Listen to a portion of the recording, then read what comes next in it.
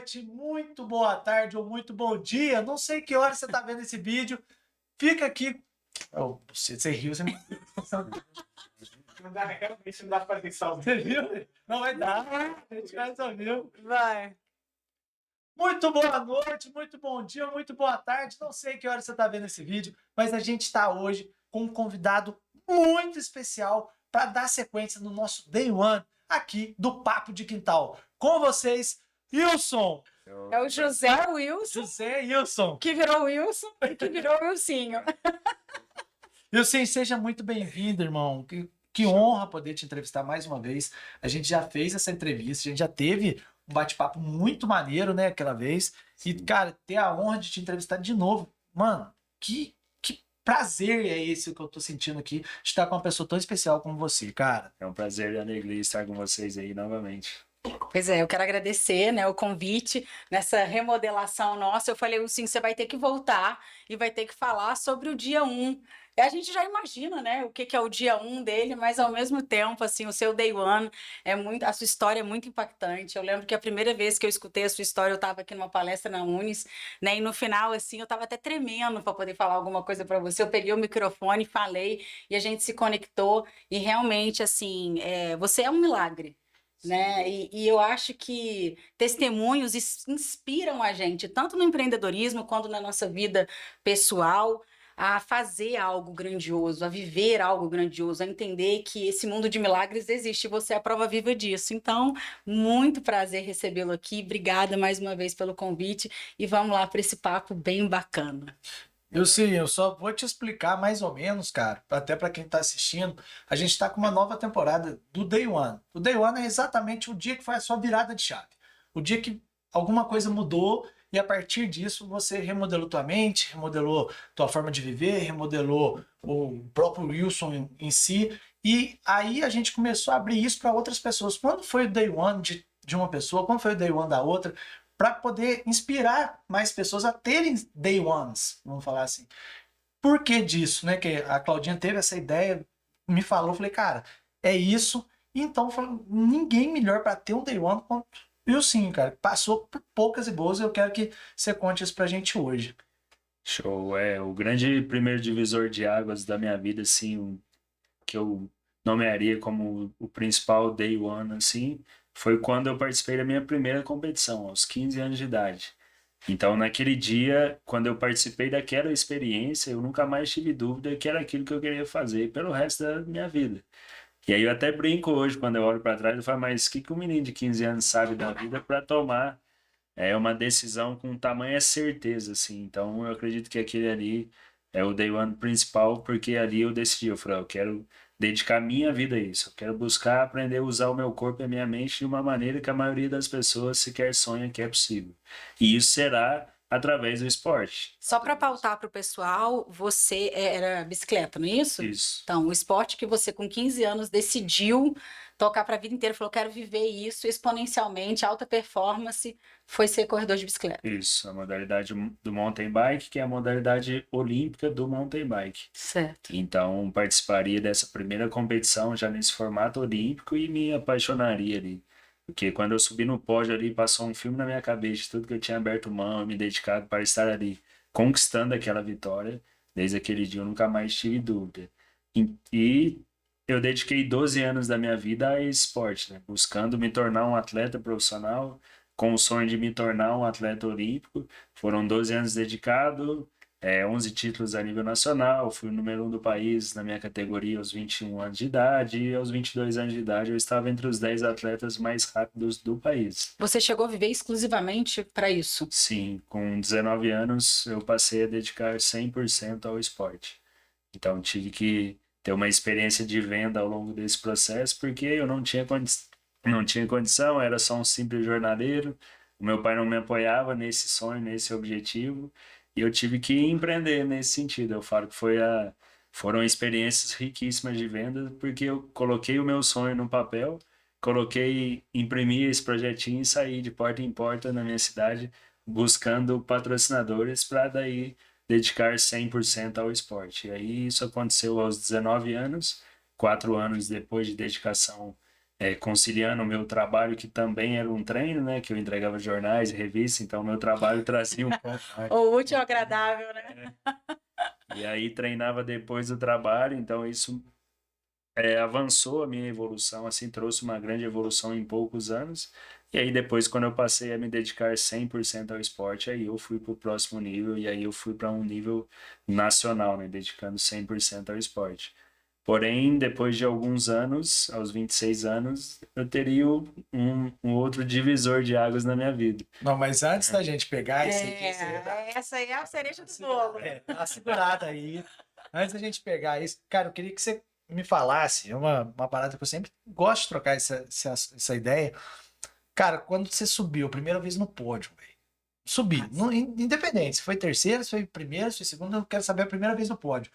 Quero saber o sentimento, cara. Igual você falou assim, cara, passou um filme na minha cabeça. Beleza, isso aí quase todo mundo fala.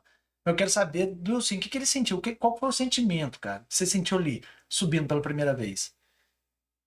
Tem uma frase que resume muito isso, que ela diz: as medalhas de ouro, na verdade, não são feitas de ouro. Elas são feitas de determinação, sacrifício e uma liga difícil de ser encontrada chamada coragem. Então, a sensação, o que resume a sensação é isso. Eu lembrei de todo o suor, a dedicação, de tudo que eu entreguei para estar ali conquistando. E foi ali que eu me apaixonei pelo mundo de alta performance, porque existe a média, o que todo mundo faz, e existem as pessoas que fazem além do necessário. Essas são as pessoas de alta performance. Então, para estar ali conquistando aquela vitória na primeira competição, teve muito empenho. E isso que é o interessante do esporte, do atleta e das grandes conquistas em todos os sentidos, né? Você abre mão de prazeres instantâneos, de recompensas instantâneas e de curto prazo e vai ao encontro das suas dores em busca de algo muito maior. Então, o atleta ele entende isso muito cedo e eu acredito, a sorte de entender isso com 15 anos de idade. Então, ali eu decidi, foi esse divisor de águas, e aí eu abri mão de fazer tudo que os adolescentes normais fazem. Então, os meus amigos estavam indo para festas e saindo e tudo mais, e eu estava indo dormir. Eles estavam voltando das festas e eu estava saindo para treinar ou para competir. Então, isso é algo que o esporte eu tive a sorte de aprender muito cedo, e essa é a sensação, o filme que passa na sua cabeça de tudo que você teve que superar para estar ali conquistando aquela vitória. Então, Essa medalha, então, veio aos 15. isso, essa primeira vitória nessa primeira competição aos 15. Na primeira competição, a primeira Isso, vitória. isso. Parabéns. Só tenho duas palavras para te dizer. Parabéns. Mas, assim, qual foi a sua maior... Eu acho que isso é interessante, assim, qual foi a sua maior batalha mental para chegar nesse lugar? Tipo assim, qual foi o gigante que você teve que derrubar? Porque quando a gente pensa em esporte, quando a gente pensa em alto rendimento, ou quando a gente pensa num resultado exponencial, existe uma batalha mental e ela é muito individual. Tipo assim, cada um derrota o seu próprio gigante, né? Qual foi a sua? O meu principal era a minha mente acelerada. Eu sempre fui meio que ansioso e a mente acelerada, então eu me encaixei muito bem no esporte, porque foi onde eu encontrei um lugar de dar vazão para essa mente acelerada. E aí, depois dessa primeira experiência, assim, eu recebi a indicação de um filme que eu sempre falo dele, né, que é O Poder Além da Vida, e nesse filme eu entenderia o que eu deveria realmente buscar. Porque o mestre vira para ele em vários momentos e fala para ele sobre o estado da presença, sobre dominar a mente. E isso é o tema que eu mais busco levar para as pessoas. Mas hoje as pessoas olham e falam: "Ah, o Wilson nasceu um monge, praticou yoga a vida inteira e nasceu assim." Nada disso. Eu sou um campo de batalhas, né? Na verdade, eu não sou só um homem, eu sou um verdadeiro campo de batalha. E todas as pessoas têm o seu campo de batalhas interno. E o meu era isso, esse pensamento acelerado, essa ansiedade. Então, para essa competição mesmo, eu não dormi durante a competição. Eu sonhei que eu tinha perdido a largada, que a minha bicicleta tinha quebrado e que tudo de ruim tinha acontecido. A hora que deu a largada, eu estava preparado, eu tinha me preparado muito. E essa disciplina que eu desenvolvi ao longo do tempo foi porque eu tinha algo também que era o medo de errar. Isso veio com a relação com o meu pai. Eu fui descobrir isso recentemente, que eu me tornei um cara hiperdisciplinado porque eu não queria errar, eu não queria perder, porque a nível subconsciente, se isso acontecesse, meu pai não me amaria. Então, Massa. a mente acelerada e essa questão de não errar e não falhar, o medo de falhar e de errar e de fracassar. E o meu pai não me aceitar e me amar, entre aspas, dessa forma. Então, eu me tornei esse atleta vitorioso e hiperdisciplinado. E fui buscar, depois desse filme, fui buscar no yoga. Falei, cara, como que eu controlo a minha mente? Como que eu tenho esse autocontrole? Como que eu escolho o que eu quero pensar? Como que eu vou mentalizar os meus objetivos? Aí o yoga foi a outra ferramenta perfeita que veio. Comecei a praticar só aos 20 anos, porque a cidadezinha Cambuí, aqui do lado, 28 mil habitantes, nem tinha instrutor de yoga. E aí, aos 20 anos, depois de tanto buscar e já lendo alguns livros sobre, um amigo do esporte também começou a dar aula pra gente. A gente foi de cobaia dele, e essa foi uma outra ferramenta que encaixou como uma luva, assim, para que eu conseguisse derrotar esse gigante interior aí. Eu achei muito interessante, posso falar aqui? Pode. Achei muito interessante uma coisa que você falou, que eu me lembrei de uma situação que eu vivi, e a gente quer proteger os filhos de tudo, né? Você é pai, o Abraão também, eu mãe, e a gente meio que quer criar um mundo que é uma bolha, né? Onde eles estão, assim, protegidos de todas as coisas. E uma vez eu estava vendo uma situação complexa e isso estava esbarrando, assim, nos meus filhos, e eu estava conversando com uma pessoa que eu confio muito, e essa pessoa virou e falou assim para mim, Cláudia, virou e falou assim, você nasceu num lar perfeito? Você foi criada dentro de uma bolha? Você nunca teve problema dentro de casa? Seus pais nunca tiveram problema? Você teve problema fora? Aí eu falei, não, claro que isso tudo aconteceu. Ele falou assim, você se acha uma pessoa boa? Eu falei, sim.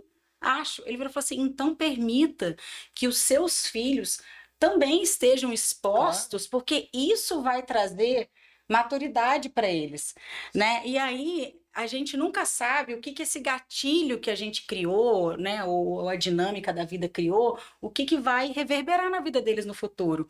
Mas quando você fala, você queria tanto a aprovação do seu pai, né? E isso fez com que você tentasse ter essa performance, ser perfeito para que fosse aprovado. Ao mesmo tempo, a gente entende que mesmo quando a gente cria um gatilho ruim, dependendo da interpretação que aquele filho tem, né, aquele contexto, isso pode ser mágico, Ele porque tentou isso blindar. exatamente, mas isso trouxe para você, né, os resultados. E claro, é importante que você compreenda isso agora para tirar essa pressão, Sim. né? Porque o amor, ele não precisa de, como é que fala, ele não tem paga, né? Não. Na verdade, ele é incondicional, ele é voluntário.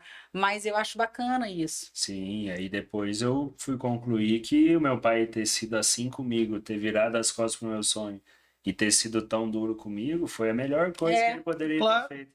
Porque ele me preparou depois para Você o momento filtrou a mais parada difícil. de uma maneira muito positiva. Sim, isso. Entende? sim. Você trouxe a parada para um meio muito positivo. Isso que as pessoas devem entender também é que nada é por acaso, eu falo muito isso, e que nenhuma pessoa cruza o nosso caminho por acaso. Com certeza, Então, cara. o universo é sempre um espelho e vai estar ali. Aquela pessoa que está te incomodando, de repente, que está tirando a sua paz de alguma forma, ela está ali para te ensinar algo. Isso eu aprendi com a vida também. Então, é isso. Igual você falou assim, a Cláudia também citou, sobre você ter os gigantes da mente que a gente tem que combater e tal, não sei o quê. A mentalidade, cara, a mentalidade é uma parada muito, muito foda. Muito foda. Vou te dar um exemplo. Igual agora, esse final de semana, eu corri 24. Não, 21 km. O final, meu irmão. O final não chegava, cara. Mas por quê? Tudo é a mente brigando com você mesmo. Ali, ó. E aí, cara, o que eu quero trazer aqui. A mente, ela te prepara tanto para um desafio muito foda, como ela pode te derrubar para um desafio muito besta. Sim. Os históricos falam que a nossa mente, ao mesmo tempo que pode ser a nossa maior maldição, pode ser a nossa maior bênção. Quem vai definir isso somos nós. Mas a nossa mente, é claro, a gente herdou isso da era antiga, da paleolítica e tal. A nossa mente, ela foca no negativo. Ela processa, para cada 10 bits de informação que ela processa, 9 são negativos. E ela está buscando poupar energia o tempo todo. Então, quando você está correndo 21 quilômetros, a sua mente sempre vai existir essa batalha de para com isso, você não precisa disso, para que gastar tanta energia? Então, ela nos auto-sabota para ter uma visão de longo prazo. Tem um escritor que eu gosto muito, que é o Steven Kotler. Eu acabei de terminar o segundo livro dele. O primeiro livro dele chama Super-Humanos. Ele explica exatamente isso, que a nossa mente, para nos defender, um cavalo ele vai correndo e cai morto. O ser humano ele nunca vai usar totalmente a força dele, porque ele tem essa razão e tem essa defesa que fala, não gasta toda a sua força, seu potencial agora aqui, porque você precisa viver mais 30, 40, 50 anos. Então a nossa mente me auto-sabota e isso nos traz longevidade, nos traz saúde. Mas o que... E proteção também. Proteção, é. Mas o que faz com que atletas de alta performance quebrem paradigmas e que pessoas quebrem paradigmas e façam o impossível, ele conclui no livro que são em momentos que você não tem escolha, que ou você acerta ou você morre. Ele analisa os atletas de esportes radicais, aquele cara que desce com a roupa de morcego e passa no buraco da pedra, Uhum. os caras que começaram a surfar onda gigante, Jim Potter e tudo mais. Então, quando você usa ferramentas para forçar sua mente para ir para o próximo nível, aí você entra no estado do flow e aí você vivencia uma outra realidade e você realmente quebra paradigmas. Mas esse é um assunto que eu amo e que eu estou sempre estudando. E assim, se fosse assim, ó, antes da gente entrar no seu próximo Day One, se fosse para você definir a parada mais importante para um atleta hoje de alto rendimento, você definir realmente uma coisa. Assim, a pessoa não, o atleta de alto rendimento, ele não pode faltar isso. O que que você colocaria? É Uma coisa. uma palavra meio clichê, mas é o propósito. A performance dele deve estar a serviço de algo muito maior. Não pode ser só resultado, só medalha, só título para ele. O Jordan Peterson fala que o esporte é o mais alto nível de filosofia, por isso que os atletas eles servem de exemplo para as pessoas normais, para as pessoas verem, ó, se aquele cara fez isso, eu também posso vencer as minhas adversidades aqui. Então, o atleta, o principal papel dele na sociedade é ser um exemplo do que um ser humano pode Maneiro. fazer. Então, Muito. o propósito, quando eu falo propósito, seria isso, ó, esteja a serviço de algo maior, que não seja só para provar que você é melhor que alguém, que você é o melhor do mundo, que você é campeão mundial ou algo assim. Mas o que está por trás da sua medalha de Muito ouro? É o porquê, né? É o O porquê. propósito é o porquê. É, Por que faz o que faz. sim. Bom, mas agora, vamos lá? Então tá. Então aqui a gente queria saber qual foi o seu segundo Day One, que é a grande virada, que é o grande milagre, que é onde tudo aconteceu e você vive, na verdade, servindo esse propósito, né? Compartilhando isso, expandindo isso para as pessoas. Sim. Eu saí de casa depois de 12 anos tendo essa rotina de atleta de alta performance. Saí para fazer um treino de 1h30. A gente estava a 15 dias do Campeonato Brasileiro, dessa modalidade olímpica, que é uma prova de 1h30. E aí, alguns quilômetros depois, eu cheguei numa encruzilhada que eu deveria seguir para a direita. E em cima dessa encruzilhada eu senti algo dentro de mim que parece que literalmente me puxou para a esquerda. E aí eu tomei aquela decisão de mudar o trajeto naquela fração de segundo e sem pensar duas vezes. E ali, 4 quilômetros depois, eles tinham construído uma cerca de arame num lugar no meio do nada, sem nenhuma sinalização, um lugar que eu sempre passava. E de repente eu bati, né? Eu não vi a cerca de arame e eu descendo da minha bicicleta a cerca de 25 quilômetros por hora, uma velocidade baixa, que era uma trilha. De repente a bicicleta só saiu debaixo de mim. Eu sofri o efeito chicote que fala e quebrei o meu pescoço ainda no ar, né? E caí lá do outro lado, tetraplégico. Nossa. Então, quando eu me situei, falei, nossa, que queda que foi essa, né? Vou levantar. E aí eu olhei para as minhas pernas e as pernas não responderam. Eu pensei, nossa, vou ajudar com os braços. E aí os braços também não responderam. Então ali caiu a ficha para o que realmente estava acontecendo, né? Lembrei da história da Laís Souza, que era ginasta, que se acidentou se preparando para a Você Olimpíada. lembrou disso na hora? Na hora. Caramba. Ela está na cadeira de rodas até hoje. Eu conheci ela uns 3 meses atrás, em São Paulo. E então, naquele momento, eu lembrei da história dela e falei, nossa, eu machuquei minha coluna e agora? Estava sozinho, sem celular, mas o celular também não tinha movimento de braço para ligar. E ali eu passaria 40 minutos sozinho, né? Até que um menino de 16 anos me encontrou. E como que é a vida? Naquele momento, a minha mente, naturalmente, começou a acelerar, porque ali eu estava numa situação de sobrevivência. Uhum. Então eu comecei a pensar, nossa, vai demorar quanto tempo para me encontrar aqui? No mínimo 24 horas. Nossa, mas se escurecer, eu vou morrer de frio aqui. E se vir uma cobra, um bicho? Tipo, eu não consigo me movimentar. Então, quando a minha mente começou a acelerar, que é natural da nossa mente, ali as técnicas que eu tinha aprendido do yoga fizeram total diferença. Então ali eu escutei um barulhinho de água do meu lado e comecei a praticar a meditação para me manter calmo naquela situação. E fiz um único pedido para Deus, que era que ele mandasse alguém para me encontrar vivo lá, que eu só queria voltar vivo para casa. Minha filha tinha 2 anos e meio na época, né? Então foram 40 minutos os mais longos da minha vida, mas eu não tenho nada negativo com esse lugar. Até comprei um terreno lá do lado, que é uma montanha de 1.500 metros de altitude. De um lado veio... Marco, né? É o renascimento, né? Eu entendi isso. Aquele, tipo, ali foi um divisor de águas na minha vida, o maior. E hoje, quando eu olho, pensando aqui, falando para vocês, o meu propósito é o mesmo. É inspirar pessoas a extrair o máximo do seu potencial. É o mesmo que eu tinha quando eu me apaixonei pelo esporte lá atrás. Eu me apaixonei mais pelas pessoas, olhando e gritando para mim na beira da pista ali, o pessoal vindo me cumprimentar depois. Falando, nossa, que sensacional que você fez e tal. Falei, é isso que eu quero fazer. Eu quero inspirar as pessoas a saírem do sofá, a terem uma vida saudável, a ter um estilo de vida saudável e a viverem o seu real potencial. Então isso eu queria fazer como atleta, mas aí hoje eu até falo no final das palestras, eu acho que Deus falou, você quer isso? Então deixa eu dar uma ferramenta. Cuidado com o que pede, né? Eu acho assim, uma coisa que você estava falando aqui, eu faço isso muito comigo, é ressignificar coisas, né? Tipo assim, cara, interpreta a vida a teu favor. As pessoas acontecem, algumas coisas com as pessoas, que acontecem com todo mundo, a gente está o tempo inteiro suscetível a milhares de coisas complexas. Mas assim, olha para aquela situação e fala assim, como é que isso pode ser favorável para mim? Ancora nisso. Porque assim, igual você falou, pô, eu fui lá, eu comprei um terreno lá, no lugar onde, tipo assim, em tese eu poderia ter ficado tetraplégico e estaria até hoje, e não está, né? Ele está aqui, chegou andando, para quem não sabe ainda. Mas assim, olha para aquilo e entende o que aquilo quer te ensinar e como é que você faz desse limão uma limonada. Gente, isso é o maior poder que um ser humano pode ter, porque senão você ancora negativamente e a tua vida fica ali. Aí você vai só vivendo, sabe? E aí você fica apegado àquilo. Eu faço mentoria com atletas de alta performance, com pessoas que estão passando pelo mesmo tipo de lesão, e eu falo muito. Eu tive um mentorado que ele estava apegado totalmente ao que tinha acontecido com ele. E eu falei, cara, você está lá no seu acidente, já se passaram 2 anos e você está lá no seu acidente ainda. Cara, mas mesmo assim, eu não julgo, cara.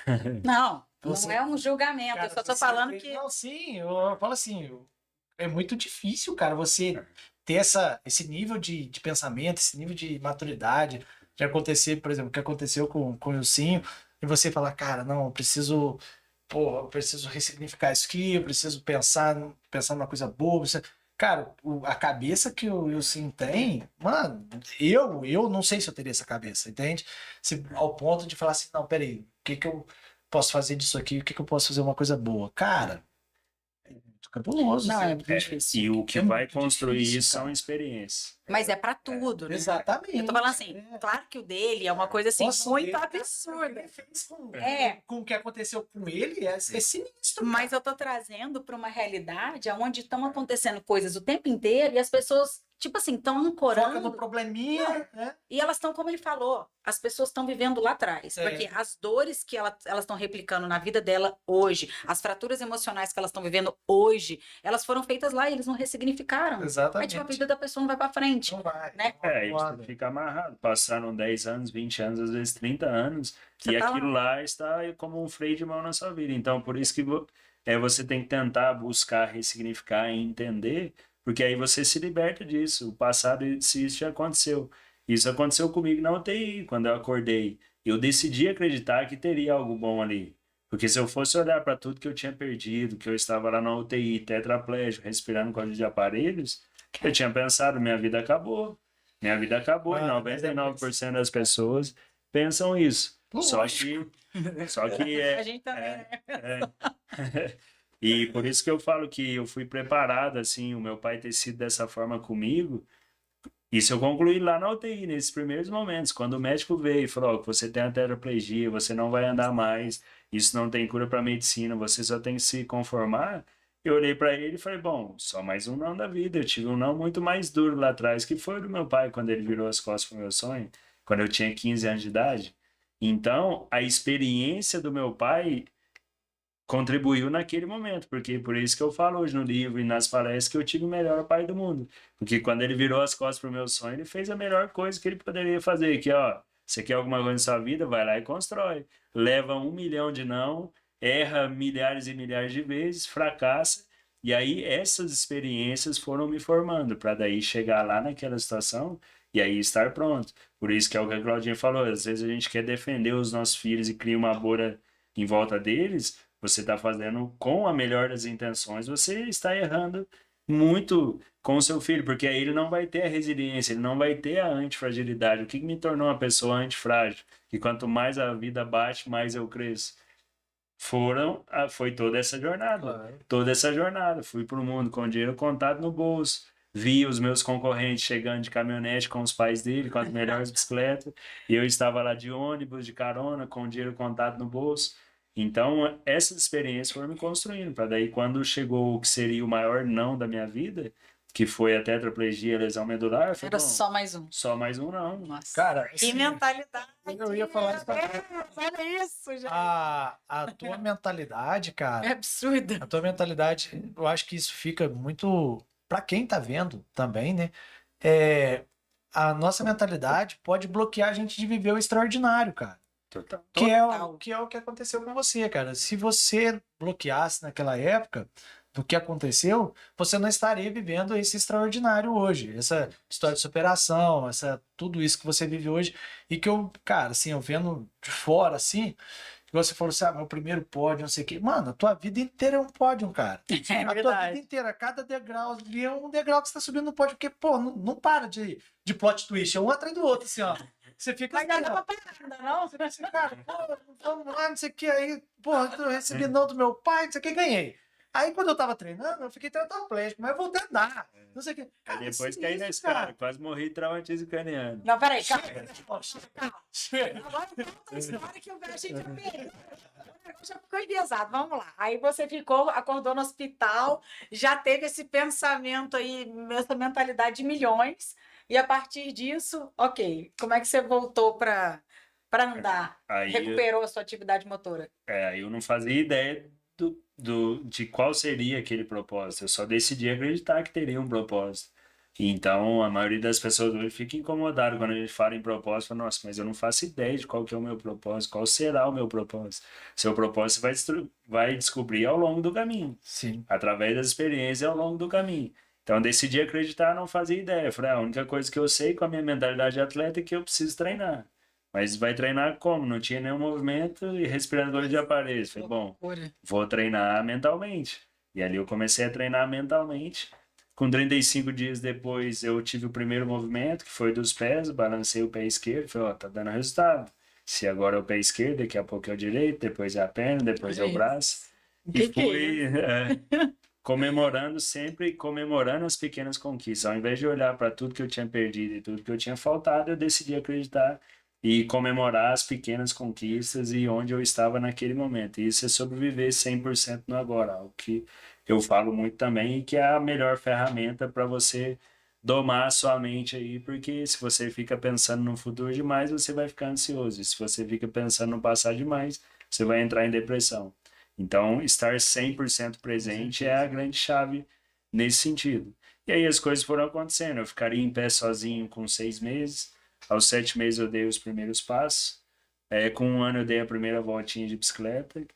Que é isso? E agora, Peguei minha cola mais cecinha e dei uma voltinha. e agora eu arrumei um outro problema, porque agora eu estou trabalhando para me tornar o primeiro ex-tetraplégico do planeta que voltou a correr a pé. Nossa. Antes, quando meu treinador me mandava correr na fase de preparação, eu xingava ele, eu nunca gostei de correr. Mas você falou da corrida hoje, quando eu vejo um ser humano correndo, eu acho a coisa mais linda do mundo. Eu vejo isso como um grande milagre. Então, agora, treinando para isso, faz 1 ano e 8 meses que eu estou treinando para isso. E a meta é até dezembro dar o primeiro trotinho no campo da minha cidade. Isso vai virar um documentário, provavelmente vai chamar Em Busca da Corrida Impossível, entre aspas, porque a gente está desafiando esse impossível novamente. Vai ser o segundo impossível aí que a gente vai desafiar. E isso é sobre intencionalidade, né? Sobre você traçar grandes metas, estar sempre buscando o próximo nível. Isso é algo que a mentalidade de atleta traz também. E de quem entende qual é o jogo, que o jogo não é um jogo finito, é um jogo infinito, a vida é um jogo infinito. Então tudo muda a todo momento e você precisa ter metas claras e ter metas audaciosas. Quando eu sempre tive o objetivo, o meu maior objetivo é estar 100% recuperado. E eu vibro isso e eu mentalizo isso diariamente. Só que no final de 2023 eu falei, está faltando uma grande meta para me forçar a evoluir. E aí foi quando um dos profissionais que trabalham comigo virou para mim do nada e falou, se você tem potencial para voltar a correr. E cara, voltar a correr, tá maluco? Para andar parece que eu estou com uma caneleira de 5 quilos em cada perna. Eu mal ando 1 quilômetro, para andar 1 quilômetro dá muito trabalho. Eu enfrento como se fosse a gravidade vezes 3 hoje, para o pessoal ter ideia do que é mudar um passo para mim. E aí ele vira para mim e fala: Não, você pode correr. Um carioca que mora lá na Austrália, um dos profissionais mais qualificados nessa questão de lesão medular do mundo, e um cara muito humano. E ele virou para mim e ele plantou essa semente. E aí, depois de um ano que ele me falou isso, que eu falei: Não, eu acho que eu preciso de uma grande meta, eu preciso desafiar o impossível novamente. E aí foi quando eu tracei essa meta de me tornar o primeiro ex-tetraplégico do planeta e ia voltar a correr. Tracei essa meta para um ano, mas olha como isso é importante. A minha meta era voltar a correr em um ano. A gente treinou um ano, chegou em dezembro do ano passado e a gente viu que faltava muito ainda. Ali eu tinha duas opções: sentar, chorar, me colocar como vítima e falar essa corrida realmente é impossível, ou dobrar a aposta e falar, não, vou continuar treinando até ela acontecer. E aí eu falei, não, vou treinar mais um ano. E aí a gente jogou essa meta para frente e continua treinando 3 vezes por dia quando eu estou na minha cidade e buscando entender, porque na verdade será sempre sobre quem você se torna ao longo do processo. Chegou em um momento que se eu vou correr ou não já está em segundo plano. Tudo que eu aprendi e que eu evoluí ao longo dessa busca pela corrida impossível já valeu a pena.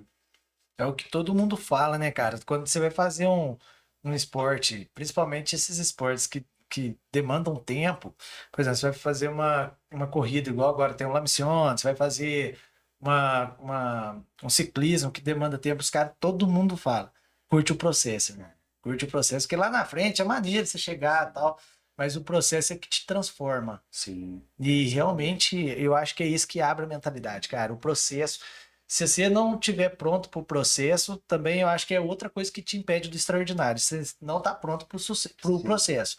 O processo você tem que estar pronto para curtir ele, para ver o que ele te traz. E aí, o que o processo me trouxe? Igual você falou, cara, mesmo que eu não consiga correr, mano, mas o que o processo vai me dar de aprendizado é muito grande, cara, entendeu? É muito diferente isso. A gente já falou isso aqui, né? O esporte imita a vida. Então, para qualquer meta que a gente tem nos negócios, na nossa vida pessoal, é suportar o processo Suportar o para viver o propósito, né? E o que faz você suportar justamente é você ter uma motivação, que é um motivo para agir dentro disso, que é alcançar aquele objetivo. E quando você fala em propósito, você fala sobre vidas, né? Porque o propósito ele nunca morre na gente, ele sempre é um transbordo daquilo que a gente faz, que é o que você falou, eu quero lá, eu quero estar inspirando pessoas.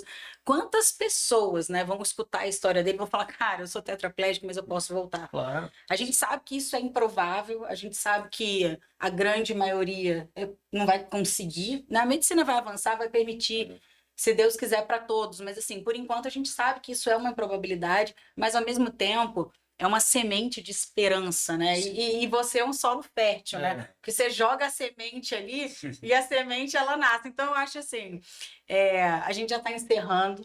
Eu queria dizer, né, que, como semente, eu vou estar lá, eu vou te honrar nesse dia. Você pode mandar uma mensagem e falar, Claudinha, hoje é o dia da minha corrida. Certo. Eu vou estar lá, eu vou celebrar esse momento com você, eu vou ser a pessoa que vou estar lá na chegada gritando o teu nome, né? Eu quero, assim, agradecer, verdadeiramente ter me conectado com você, porque, assim, a sua história, para mim, tem todo o poder da mente, tem isso tudo. Eu sei, eu faço, acredito, pratico, estudo e concordo. Mas é impossível não falar que tem o dedo de Deus sobre Você tá todas doido. as coisas, que assim, que deu para você um escolhido dele, né, algo extraordinário. Eu falo assim, Deus tem uns que ele mima, sabe? É verdade. E às vezes o mimo dele exige muito da gente, porque ele sabe quem está pronto para entregar, quem tem o coração para entregar algo. E se ele colocou isso em você, porque você é esse solo fértil, tem esse coração fértil para poder frutificar aquilo que ele, para honrar, né, o propósito que ele te deu. E quero dizer que eu honro a tua vida, que eu agradeço, que é um privilégio caminhar contigo, a gente poder se ajudar, a gente ter se conectado e falar que você também é uma inspiração para mim, né? E que fica muito fácil, né, eu falar de mentalidade, de ressignificar coisas, quando na realidade eu estou falando de coisas pequenas perto daquilo que você viveu.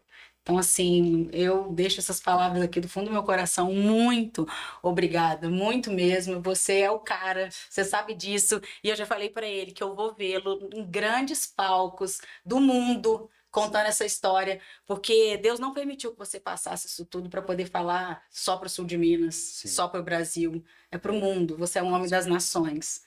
Pega isso. E mais, cara, uma parada assim que você vai deixar, cara, que é uma parada chamada legado, velho. É. E assim, é o que eu brigo com todo mundo, é o que eu falo pra todo mundo, falo, cara, viva pra deixar um legado. E, cara, olha quanto legado você tá deixando, cara. Isso É uma coisa absurda. Deus te escolheu pra deixar o legado. Eu escuto muito uma mulher que ela chama Doutora Filó. Doutora Filó, ela palestra exatamente falando sobre Deus e tal, não sei o quê. E a partir do que ela falou, de uma palestra dela, ela falou assim: todos os dias eu peço para Deus para me levar onde Ele quer e para eu falar o que Ele quer. Meu irmão, vou até me arrepio. Meu irmão, o que Deus faz com você é exatamente isso, cara. Deus te escolheu, Deus te coloca onde você tem que estar e Deus coloca as palavras que Ele quer que você fale. Tudo que você viveu não foi à toa, cara. Foi um propósito de Deus. Mas como a gente está falando de propósito, Deus também tem o dele. E eu tenho certeza que você está nesse propósito dele, cara. Obrigado por deixar a gente fazer parte disso. Verdade. Porque é uma honra muito grande, cara, poder entrevistar uma pessoa como você. Tanto que hoje, eu até falei pro Ribeiro, falei, Ribeiro, tô meio desanimadão, tal, não sei o quê. Quando ela falou assim, ó, eu e o senhor, eu pensei, vou dar meus pulos, calma que eu tô chegando. E deu tudo certo. Porque, assim, realmente é uma honra muito grande. Obrigado por você ter vindo aí, ter disponibilizado seu tempo. Sei que é um tempo muito corrido, mas brigadão, cara. Realmente, você enaltece um programa como esse e você faz a gente crescer muito como pessoa, estando aqui perto de você. Show, fico muito feliz, agradeço, e é isso, né? Eu entendi ao longo desse processo que eu só era uma ferramenta dele. Porque quando recentemente eu fui entendendo mais sobre as coisas, eu entendi que sem ele eu não sou nada. Porque como aquele atleta que eu era, aquele super-humano que pedalava 300 quilômetros em um dia, que competia ultramaratonas de 600 quilômetros em uma semana, é muito fácil você cair na armadilha que você é um super-humano e que você é autossuficiente. E o que o meu acidente me mostrou muito foi isso, foi que sem Deus eu não sou nada. E que eu sou só uma ferramenta dele. Porque aí também vem a armadilha das pessoas me reconhecerem como vocês estão me reconhecendo e eu achar que isso é uma obra minha, sendo que na verdade não sou eu quem faço nada, é o Pai que vive em mim, assim como Jesus já disse, né? Então, quando eu fui entendendo isso ao longo do processo, eu fiquei muito grato, que eu falei, meu Deus, obrigado por me escolher para tamanha missão, obrigado por me dar força diariamente, porque os desafios são diários, e que seja feita a sua vontade. Então, quando o seu propósito alinha com o propósito de Deus, aí as coisas fluem de uma maneira mais leve e aí as coisas realmente acontecem. E isso que você falou dela, isso está na minha ancoragem sempre antes de subir num palco. Quando eu faço a minha ancoragem e a minha oração, eu faço isso, Senhor, que o Senhor me use como a sua ferramenta. Coloca na minha boca, na minha mente ou no meu coração o que as pessoas que estão aqui precisam ouvir. Apenas me use como uma ferramenta sua. Porque eu entendi que não é sobre mim, é sobre ele, né? É tudo para a honra e glória dele. Amém. Quando você Amém, entende cara. isso, aí as coisas vão acontecendo de uma maneira mais leve e é muito gratificante isso. É mais gratificante ver o impacto da minha história na vida das pessoas, que eu estou servindo a vida das pessoas de fato através dela. Isso é mais gratificante do que qualquer competição que eu ganhei, do que qualquer sensação de poder que eu tive em cima de uma bicicleta. Então, Eu acho isso. que veio uma coisa agora aqui na minha cabeça. Eu acho que antes, né, o seu propósito era inspirar pessoas. Eu acho que ele mudou um pouco. Hoje eu acho que Deus falou assim, ele é bom nisso. É. E aí ele falou assim, não, eu vou fazê-lo instrumento para mostrar o tamanho da minha grandiosidade. Eu acho assim, você desafiou a, a ciência, né? Você desafiou a medicina, você desafiou todos os recursos que existem, né? Com fé, crendo que havia um propósito maior. Então, hoje, se eu olho para você, eu falo assim, não, o que que é isso? Esse probleminha que eu estou vivendo aqui é nada, sabe? Deus é muito maior. Então, eu acho que quando a gente olha para você, é isso que a gente pensa. O Deus é um Deus nosso Deus é um Deus do impossível. Então, assim, obrigada, assim, muito obrigada. E eu vou estar lá. Se quiser, eu levo até pompom. Realmente você é um cara diferenciado. E, cara, não me canso de agradecer teu tempo, agradecer tua disponibilidade de vir, a mesma hora que chamou, vem e tal, não sei o quê. Você é um cara muito iluminado, muito iluminado. Se eu pudesse definir o Wilson com uma palavra, seria essa, iluminado. Porque realmente você é luz onde você chega, irmão. Onde você chega, com quem você fale, você é luz, velho. E obrigado mesmo. E aqui, para fechar, né, tem o livro. Sim. Qual que é o seu Instagram? Fala aí. É José Ilson, JR, underline. Lá tem um link para adquirir o meu livro aí. Então, tem José contato. Ilson, JR, underline. É. Aí tem esse livro aqui que conta a história dele, não é isso? Dá para É. pegar aqui, ó. Conta a história dele. E aí vocês entrem lá Aí para tem- poder adquirir, para poder conhecer um pouco mais, para segui-lo, para divulgá-lo, né? Eu acho assim, todo mundo está escutando aqui, eu tenho certeza que sabe que essa história ainda vai transformar a vida de muita gente. Então, quanto mais longe ele chegar, quem compartilhar algo dele, com certeza está sendo também instrumento, né, para que ele ganhe aí essa visibilidade e que Deus possa ser exaltado. Eu Sim. acho que é isso nessa Amém. história. Obrigado, viu, meu amigo? Isso aí. Lá tem o link das minhas palestras também, né? Hoje é o meu principal trabalho e é através das palestras, então tem da minha mentoria também. E é isso. Foi um prazer estar com vocês. Muito obrigado. Top. Valeu, Que sim. Deus te abençoe ainda mais. Você que esteve com a gente até agora, não se esqueça de se inscrever no nosso canal aqui, curtir esse vídeo, porque é muito importante pra gente. O YouTube entende organicamente que o Wilson é um cara foda, um cara fenômeno e começa a pulverizar mesmo o Wilson para outras pessoas. Então, se você quer tocar mais pessoas, assim como nós estamos tocados, vocês que estão tocados com essa entrevista, se você fizer isso, você já está ajudando muita gente com o algoritmo do YouTube, beleza? Então não se esqueça. E acabando aqui a nossa entrevista, corre lá no Instagram, @Papo de Quintal Podcast, que vai sair cortes exclusivos dessa entrevista maravilhosa que a gente está tendo aqui hoje com o Wilson, beleza?